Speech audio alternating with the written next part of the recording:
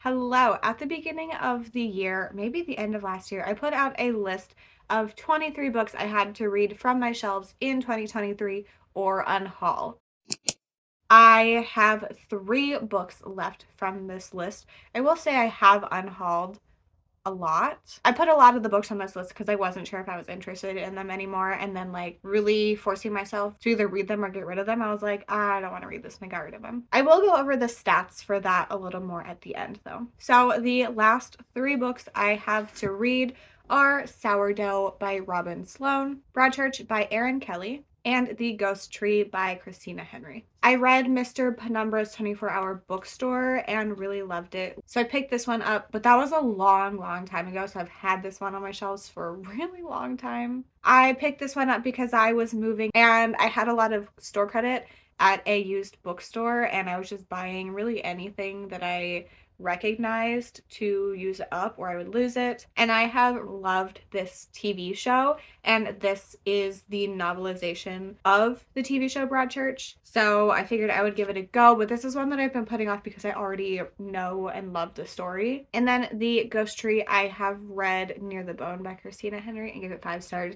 This is the one that I'm probably the most excited about because this is a blend of horror and mystery, I believe, and I've given this author 5 stars previously. So I'm excited to get to these and finally finish off this list that I made for myself at the beginning of the year. I will be starting with Sourdough. Number 1, I'm really sorry if you can hear the air conditioner unit, but today my central air went out, so the wall unit is gonna have to stay on. So I have made it a third into Sourdough by Robin Sloan. If you watched my TBR video, you will have seen me not understand what this book is about, and here's the thing. I still don't know what this book is about. So I really enjoyed Mr. Penumbra's 24-Hour Bookstore when I read it, and that also had some like weird stuff in it, but this is literally about the software programmer who ends up baking bread because she would order soup and bread from this local restaurant, and then they were moving to a different country, so they gave her the sourdough starter, and there's possibly like magic capabilities either with the sourdough starter or the music that they gave her. I don't really know what's happening, but she's just baking some bread, and then every once in a while a weird thing happens, like there's a face in the bread or it sings. I do not know what's happening, really. I don't know what is going to happen. Like, where could this possibly be going? But I'm not hating it. I just don't know how to talk about this book. I don't know how to feel about this book. I don't know what's happening. So I'm gonna keep reading and I'll talk to you around 2/3 in. Sorry to be over here again. I'm trying to stay away from the air, but also not die in the heat downstairs. So I am. Oh, hi. Okay, bye.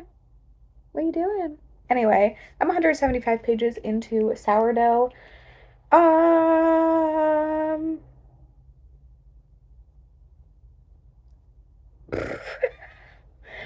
I don't know what to say about this book. I know I said that earlier, but I really don't know what to say about this book. Like, literally, this woman is just making bread. And then, like, a weird thing happens, and she's like, oh, that's it. I don't know how to talk about this book because, like, really, she's just making bread and, like, trying to sell her bread and being happy making bread and then trying to teach a robot to crack an egg to help her make bread. But then also there's this like ancient stuff, but like barely, and I don't know what's happening. I don't, I'm not hating it, but I don't think I'm really liking it that much either. Whenever I try to remember things about Mr. Penumbra's 24-Hour Bookstore, there are certain things that are similar in the like magical y twist, not, it's not a twist, but like the little take on this bread making story. um like I can see parallels between the two, but I like that one a lot more. And here's the thing, I love good bread, like truly, but I don't want to read about somebody making bread and then like I don't know. I'm gonna finish it though. I have less than an hour left at my listening speed for the audiobooks. So that's exciting. I am going to go finish and I will talk to you. I have finished Sourdough. I did not like Sourdough. The bread, great. The book, not for me. I think that this was so weird and not in a way that I like. There were times where we were like describing the weirdest things that like it just I don't understand why that choice was made. Yeah, I didn't really like it. I thought it was mostly boring. I was like slightly interested, but then I was bored. And then I was like, this, why is this what we're talking about? And then it ended. I don't really know what else to say. Um, Maybe I should have just unhauled this instead of reading it, but I did really like this author's previous book. I will not be keeping this on my shelves, so I mean, I guess I'm glad I read it so that I knew that I wouldn't like it instead of just unhauling it, but also maybe I should have done that. I feel like with how short this book is and how little amounts of things happen in here, there's really like not much else to talk about. I didn't have any feelings either way about any of the characters. The plot was literally just baking bread, which, listen, I love bread, but that's not enough for me for a book plot. So, I don't know if I said, but 2 stars for sourdough. This is not off to a good start. I was kind of hoping and still am hoping that there's like a huge win in my last 3. I cannot remember if I've had any 5 stars from my like reader unhaul list.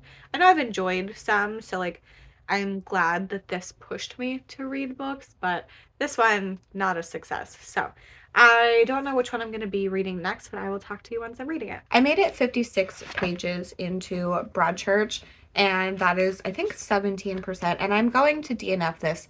Here's the thing. This is based on the TV show. I have already watched and loved the TV show, and I don't think that reading this story is going to do anything for me that like I really want. I do want to rewatch the TV show after reading this little bit. I think that this story just works better for me in TV show format. I don't tend to love like detective books, but I know it really worked for me in the TV show because I really ended up loving the characters, specifically Olivia Colman's character. I think she is so funny. Yeah, I just don't think this is like something that I need to revisit in this format.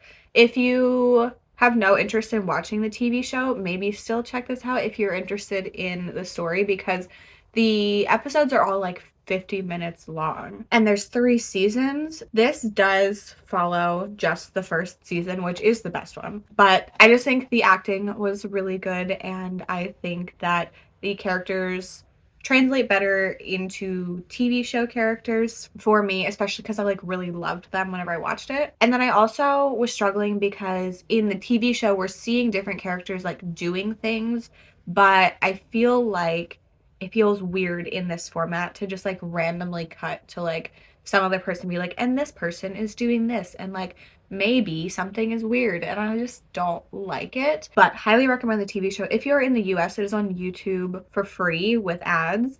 It might be on like Amazon Prime or something, but I don't have that. So I am gonna DNF this. I'm not super upset about it because I know the story and I didn't remember, but then as soon as I started reading, I was like, okay, I remember. So I don't like need this as a refresher. I am glad that I gave this a go, 1, because it made me want to rewatch the TV show even more. 2, so that I just like tried it and didn't just unhaul it. I think those are my only reasons. So that's it for Broadchurch. I will be unhauling this, and I probably won't pick up books that are based on TV shows in the future. So the last book in this video and the last book from my 23 books to read in 2023 from my shelves or on haul list is The Ghost Tree by Christina Henry. So I'm gonna get started on this while I make lunch. It looks like it's separated into parts, so I'll probably talk to you at the end of part 1. I have made it to part 2 of The Ghost Tree, and I think that's like 28% in. This is my second from Christina Henry. I've only read Near the Bone and I gave that 5 stars. And I have heard that this leans more fantastical, so I have the correct expectations going in, I believe. So here's the cover, but then this looks really cool. And it's at the beginning of each part. So I just read part 1, which was the girls. So we're following Lauren, and her dad recently was found in the woods and he was murdered and nobody solved the case. They just like claimed it was someone passing by and kind of just like let it go. And then the bodies of 2 girls are found torn apart in this small town, and Lauren suspects that like the police won't really do anything. So that is a plot. And then also Lauren and her friendship with Miranda. Her friend Miranda is more interested in boys than spending time at the old ghost tree like they did when they were kids. So Lauren has a vision of a monster dragging the remains of the girls through the woods, and she knows she needs to do something to help. And her brother also has a weird experience. So in part 1, we were learning about the town, some of the different people that live there. We are getting different perspectives of different people. Like every once in a while, we are getting the perspective of the one cop who is new to town and like deals with this really racist, awful neighbor who's the one that finds the cut up girls. And then we are watching her and her friendship with Miranda and just like boy stuff. And I think it's okay so far. If I had to rate it right now, I'd probably rate it 3.5 stars. I really want to know the stuff that's happening. I mean, she's seeing monsters and stuff. I really hope it leans into that more. I think it could be really interesting. And I need to know more about this like vision stuff that is happening. Like, is it some sort of like power or a weird one-time thing? I don't know. So part 2 is a lot shorter. So I think I'm gonna read part 2 and 3, and I think that'll take me like halfway in, and I might just update you then. I have made it 200 pages into the ghost tree, which is to part 5, and this is the last part. So it's about halfway for the first 3 parts. Yeah, 3 parts, and then the rest is its own thing. Unless something comes up that I need to talk to you about, I am just going to wait until the end to check in again.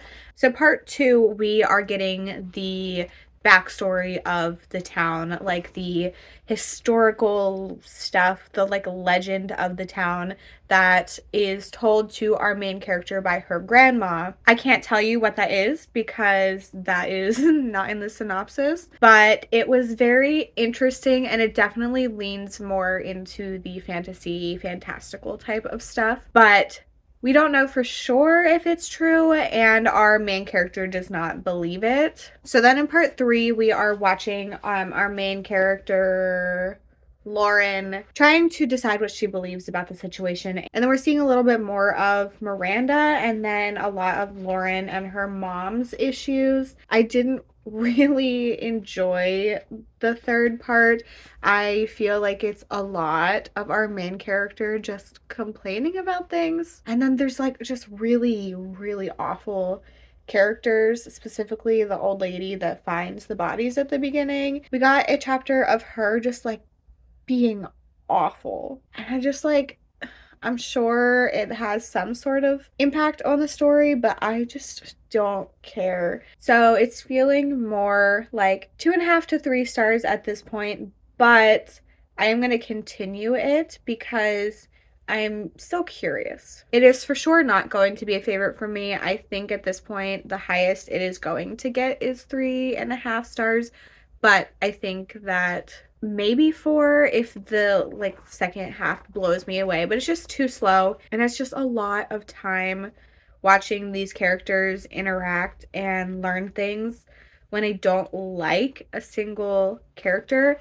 And I don't know, I don't have any like real strong thoughts on anything that's happening in here, which is kind of a bummer because I liked Near the Bone so much. So I'm hoping this picks up. I do know that generally this is a slower one, but I still need something. I finished the ghost tree. I took the sticker off, but I didn't do it with my hairdryer like I normally do, and now it's sticky and it's driving me crazy. But this means I have finished my 23 books to read from my physical TBR in 2023, or I have to unhaul them. I am going to talk about this one and then I will go over everything from that. So the second half of here, which is the last part, I think is significantly better. I can't talk about a lot of it because it's all a spoiler. So it does deal more with the visions that Lauren is having, and then her brother having weird things going on too. But like anything besides that gives away everything that you find out. I can't decide if I like the placement of when we find out everything, because in part 2 we find out the backstory from Lauren's grandmother, and it's like told as this like old tale, but like the grandmother very clearly believes it's true, and then things that we are seeing lead us to believe that. I kind of wish it was either more vague, where we were like, is it this? Is it not? I can't tell. Or it was placed later in the story.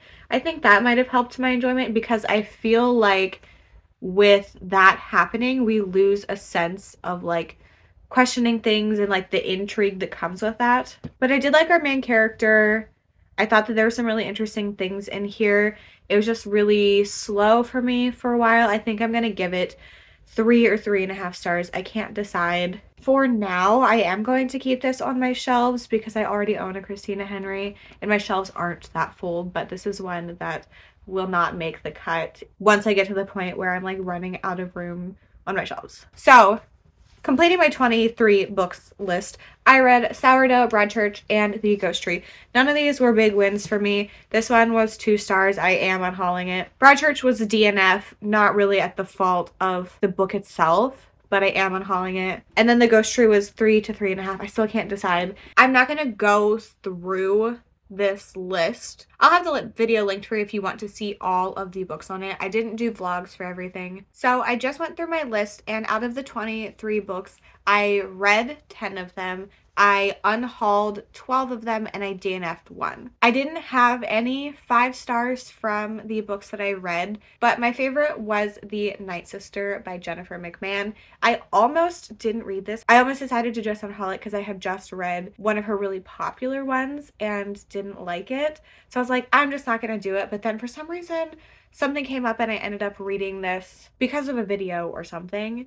And I'm really glad that I did. I gave this one 4 stars. Be on the lookout because I will be posting a 24 books to read from my shelves in 2024 or unhaul list sometime in December or January. If you have made it to the end and want to leave me an emoji to say that you made it here, leave me a bread emoji for sourdough. I'd love to know your thoughts on any of these books if you have read them, and also if you do any sort of list like this. I hope you enjoyed this video. Thank you so much for hanging out with me, and I hope to see you in my next one. Bye!